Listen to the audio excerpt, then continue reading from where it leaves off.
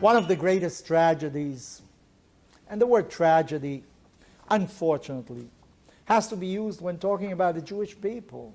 We have had many such events in our history. Moshe, the great leader of the Jewish people, went up Mount Sinai. There he received from God 2 tablets of the law, 10 commandments. The entire Torah was dictated to him. But when our ancestors saw that Moshe was not coming back, they thought he had been there too long, who knows what happened to him. They went and built a golden calf. God said to Moses, to Moshe, go down, take a look what you people have done. I am going to destroy them, and I'll get you another people. Moshe immediately started pleading with God. Please don't. You know, what will the Egyptians say? What will the world say? This is your people. These are the descendants of Abraham, Isaac, and Jacob. You cannot destroy them. Well, God was overcome by the pleas of Moses, and he didn't destroy the Jewish people. Of course, one can very well argue, you mean to say you can make God change his mind? God was going to destroy the Jewish people, but because Moshe said don't do it, God didn't do it. In other words, he shouldn't have done it to begin with. It's a very difficult question.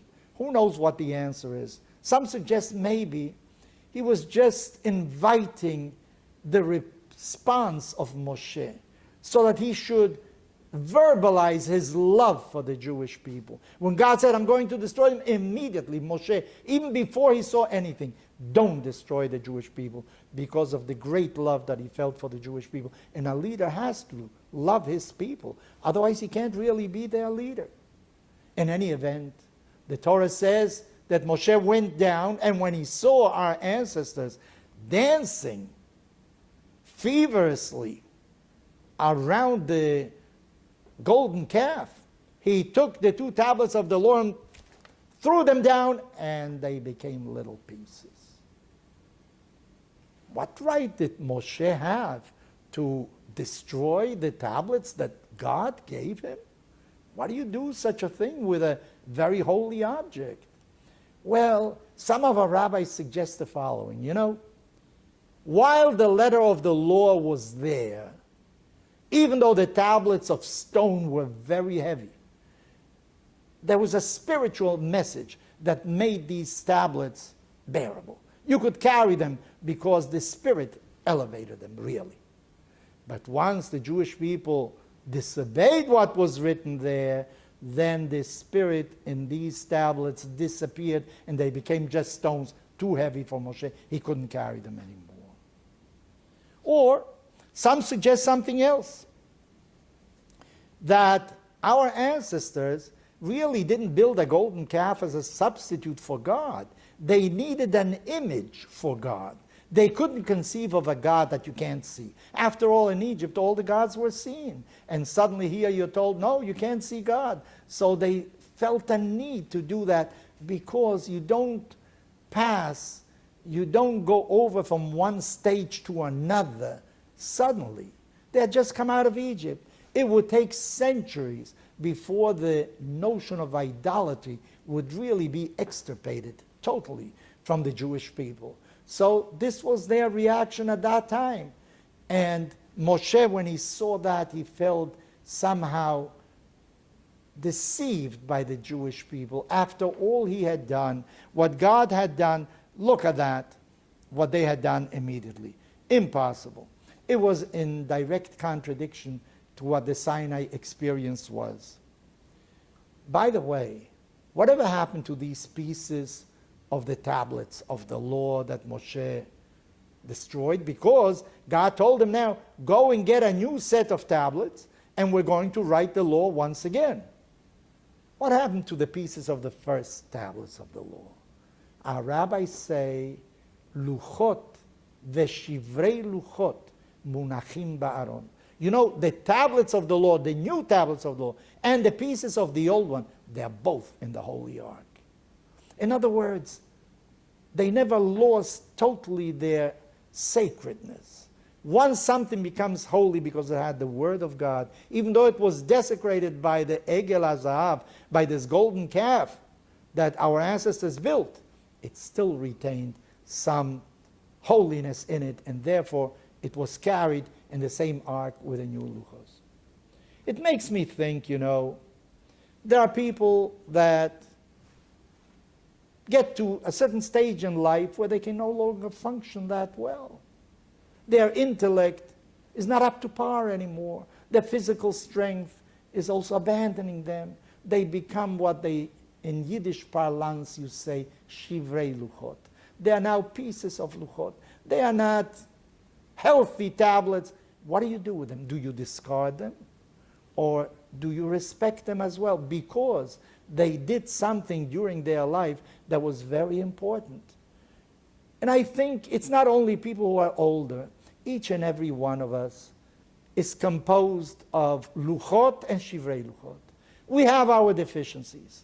We have our broken parts. It reminds me of what the Rabbi of Kotsk once said, only a broken heart is a whole heart. We all have our deficiencies. We all have our peccadillos. We all have the errors that we committed. And that's part of ourselves. And we have to learn to live with our shortcomings in our fortes. What we can accomplish, but also what we can't. I have spoken to many a businessman who told me, he who hasn't failed in business doesn't know what it is. Every great inventor has had to have many errors commit before.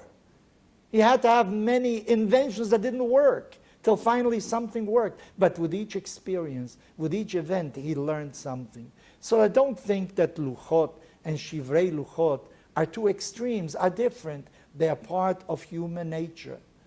Some say, do you know why Moshe broke the tablets of the law? Because he wanted to commit a sin. He wanted to be in the same state as the Jews who were dancing around the golden calf. He wanted to show that he can also make a mistake, that he is one of them, that he isn't above them. Because if you want to lead a people, you also have to show humanity, that you understand their frailty in order to stimulate what are going to be great things in the future. Why did Moshe break the tablets of the law? Maybe for another reason. He wanted to show the people that the tablets of the law are not holy in themselves. It is only when there is a message in them that is being listened to. But if you stop listening to the message, the tablets of the law are just stones. They have no meaning at all. The Torah is holy when we read it, when we live by it. But the Torah in itself is not holy. The tablets of the law in themselves were not holy. It is the Jews, the Jewish people, by living according to what was written in the tablets of the law, they made those tablets of the law holy. So let us bear in mind the tremendous responsibility, the partnership we have with God in this world. He gave us the law, but the law only becomes real, tangible, when we live by it. The 10 Commandments are important for Western civilization if our society respects them. But if we turn our face away from it and we don't live according to its instructions, what we are really doing is taking away the divine part, the holy part from it, and the 2 tablets of the law just become 2 tablets. If you have children, you have a wife, you have a family, remember, it's the love that you give them that makes your family. Otherwise, we're just human beings that are sharing the same house.